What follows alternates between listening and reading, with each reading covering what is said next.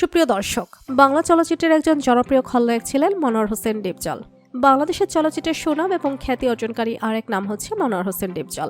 অভিনেতার পাশাপাশি ডিপজল একজন প্রযোজক, রাজনীতিবিদ ও ব্যবসায়ী। মনোয়ার হোসেন ডিপজলের ডায়লগ, সিনেমা এবং অসাধারণ অভিনয় আর বর্তমানে তিনি কত কোটি টাকা আয় করেন সেটা হয়তো অনেকেই এখনো জানেন না। আজকের এই ভিডিওতে আমরা মনোয়ার হোসেন ডিপজলের ব্যক্তিগত জীবন সম্পর্কে অজানা কিছু তথ্য জানব, তাই ভিডিওটি না টেনে শেষ পর্যন্ত দেখতে থাকুন। একটা সময় মনোয়ার হোসেন ডিপজল অভিনয় করার জন্য সুযোগ পেতেন না। পরবর্তীতে নিজের অসাধারণ অভিনয় দক্ষতা দিয়ে বাংলা চলচ্চিত্রের একজন অসাধারণ ভিলেন অভিনেতা হয়ে উঠেছেন। নায়ক এবং ভিলেনদের মধ্যে ডিপজলের অভিনয় ছিল অসাধারণ। মনোয়ার হোসেন ডিপজল বাংলা চলচ্চিত্রে ইতিবাচক এবং নেতিবাচক দুই চরিত্রে অভিনয় করেছেন।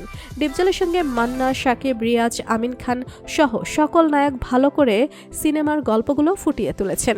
ডিপজলের ডায়লগগুলো দর্শকেরা অনেক বেশি পছন্দ করে। মনোয়ার হোসেন ডিপজলের মেয়ে অলিজা মনোয়ারের বিয়ের উপলক্ষে তিনি প্রায় 4 কোটি টাকা দামের একটি বাড়ি উপহার দিয়েছেন এবং সেই সাথে একটি মার্সিডিজ ব্র্যান্ডের গাড়িও উপহার দিয়েছেন। মনোয়ার হোসেন ডিপজলের মতো বাংলা চলচ্চিত্রের অন্য কোনো অভিনেতা এত বাড়ি গাড়ি তৈরি করতে পারেননি। রাজধানী ঢাকায় তার একটি 10 কোটি টাকা দামের বাড়ি রয়েছে। ডিপজল যে গাড়িটি ব্যবহার করেন সেটি BMW সিরিজের। এই গাড়িটির বাজার মূল্য প্রায় 2.5 কোটি টাকা। মনোয়ার হোসেন ডিপজল ব্যবসার ক্ষেত্রে নয়, বরং তিনি শখের বশে একটি খামার তৈরি করেছেন। এছাড়াও তার ডিপজল ফুড ইন্ডাস্ট্রি নামে একটি ফুড কোম্পানি রয়েছে। ডিপজল পরিবহন, আমাদের সকলের মনে একটি ভুল ধারণা যে ডিপজল পরিবহনের আসল মালিক মনোয়ার হোসেন ডিপজল, তবে এটা সম্পূর্ণ ভুল। কেননা ডিপজল পরিবহনের আসল মালিক হচ্ছেন তার বড় ভাই। বর্তমানে তার ছেলে ফয়সাল হোসেনের তত্ত্বাবধানে পরিবহন কোম্পানিটি পরিচালিত হচ্ছে। তিনি একটি জনপ্রিয় পরিবহন ব্যবস্থা চালু করেছেন, আর সেটি ডিপজল পরিবহন নামে পরিচিত।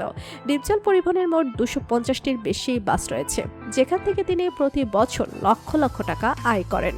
মনোয়ার হোসেন ডিপজল যখন চলচ্চিত্র জগতে পা রাখেন তখন তার পারিশ্রমিক ছিল প্রায় 2 লক্ষ টাকার মতো, কিন্তু পরবর্তীতে যখন তার জনপ্রিয়তা বাড়তে থাকে তখন তার পারিশ্রমিকও বাড়তে থাকে। পরবর্তীতে চাচ্চু সিনেমাতে অভিনয় করার জন্য ডিপজল পারিশ্রমিক নিয়েছিলেন 8 লক্ষ টাকা। এরপর থেকে ডিপজলকে আর কখনো পেছনে ফিরে তাকাতে হয়নি। এরপর প্রত্যেক সিনেমাতে অভিনয় করার জন্য 20 লক্ষ টাকারও বেশি পারিশ্রমিক নিয়েছিলেন ডিপজল, তবে সেই সকল সিনেমাতে তিনি প্রযোজক ছিলেন। বন্ধুরা, বাংলা চলচ্চিত্রের জনপ্রিয় খলনায়ক মনোয়ার হোসেন ডিপজলকে আপনার কেমন লাগে জানিয়ে দিন কমেন্ট করে। আর ভিডিওটি ভালো লেগে থাকলে একটু লাইক দিয়ে এবং চ্যানেলটি সাবস্ক্রাইব করুন। ধন্যবাদ।